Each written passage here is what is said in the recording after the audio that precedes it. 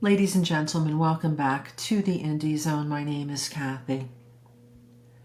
There's been a very important document that appeared on the public docket in Idaho versus Kohberger yesterday, which was the 4th of March, 2025, because it represented the first time that the public has ever seen an official image of suspect vehicle 1, that car, that vehicle that is addressed so substantially in the Affidavit of Probable Cause. It's one of the items that led to Mr. Kohberger's arrest, that he was the perceived owner of this very mysterious vehicle that was addressed and discussed going up and down Queen Road, King Road, doing a 3-point turn at the corner of King and Queen, seen around the 1122 residence before and then shortly before the crimes, and then seen speeding out of the neighborhood again after the crimes occurred. This is according to the Affidavit of Probable Cause. Well, during the pendency of the investigation, which law enforcement never released a single image of suspect vehicle 1, even in the be on the lookouts, the BOLOs, that law enforcement first disseminated to other law enforcement agencies and then to the public at large. There was not a single image of suspect vehicle 1 in that BOLO. There were 2 stand-ins, 2 other cars that were not suspect vehicle 1. So to finally see it, or at least see an image of what the state of Idaho says is suspect vehicle 1 in a matter of just several feet, yards from the 1122 property, was quite stunning.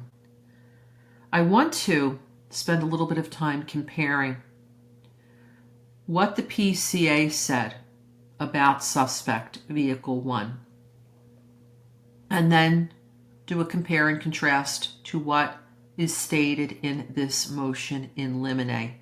One is the PCA, which is the state's position as articulated by the state. The motion in limine regarding suspect vehicle 1 is the defense articulating to us what the state's position is. So we must bear that in mind. If we go to Detective Brett Payne's Affidavit of Probable Cause, it is item number 1 on the court docket.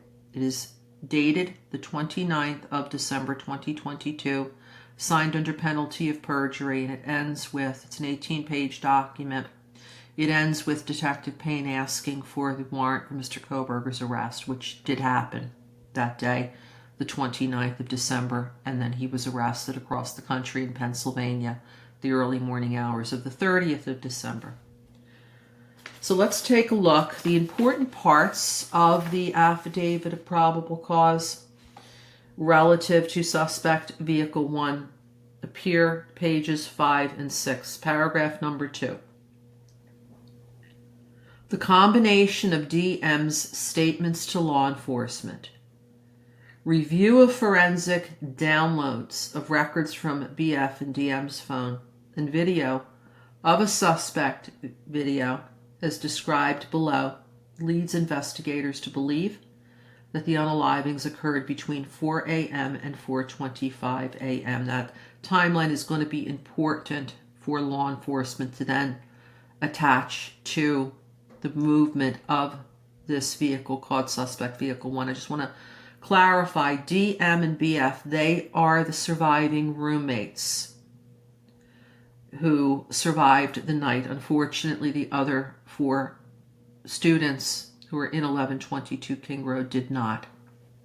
But when you see DM and BF, that means the 2 surviving roommates. Now, if we go down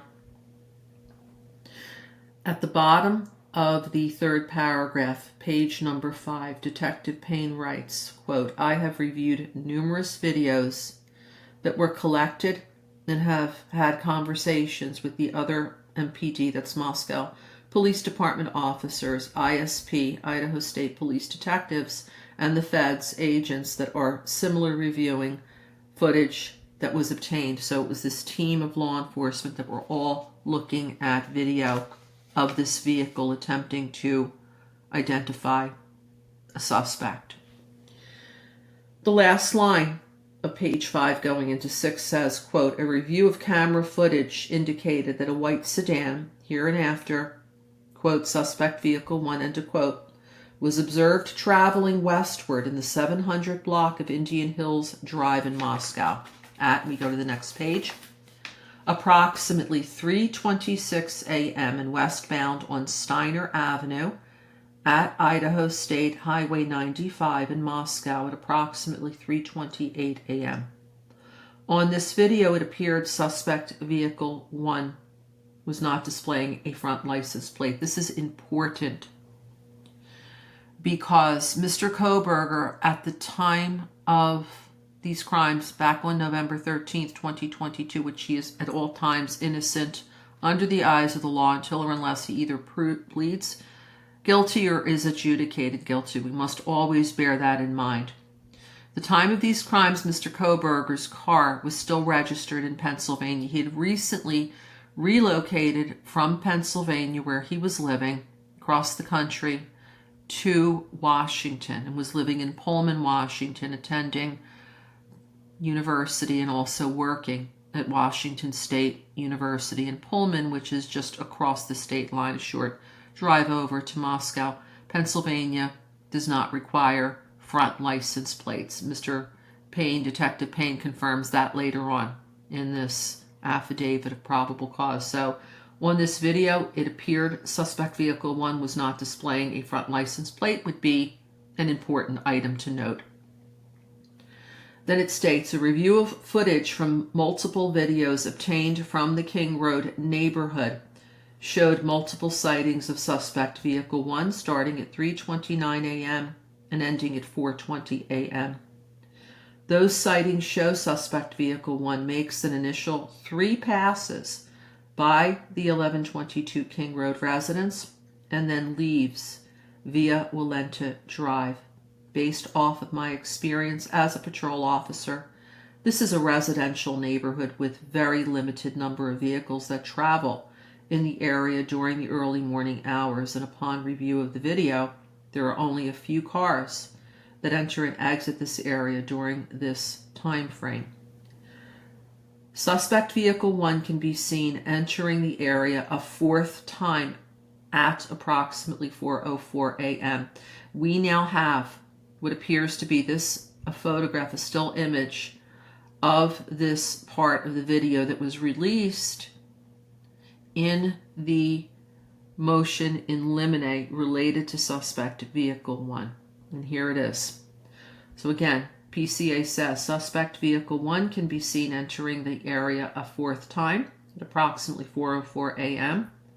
It can be seen driving eastbound on King Road, stopping and turning around in front of 500 Queen Road, number 52, and then driving back westward on King Road.